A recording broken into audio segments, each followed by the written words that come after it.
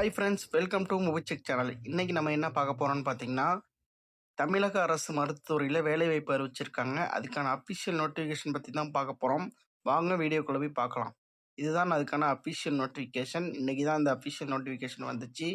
இதுக்கான போஸ்ட் பார்த்தீங்கன்னா, nursing assistant great 2ல எடுக்கிறாங்க.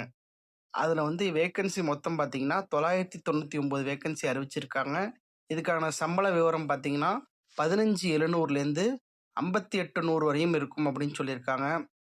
இதுக்கான ஆன்லைன் ரிஜிஸ்ட்ரேஷன் பார்த்தீங்கன்னா 19/1/2026 ஸ்டார்ட் ஆகிடுச்சு. அதாவது இன்னையிலேருந்து ஸ்டார்ட் ஆகிடுச்சு.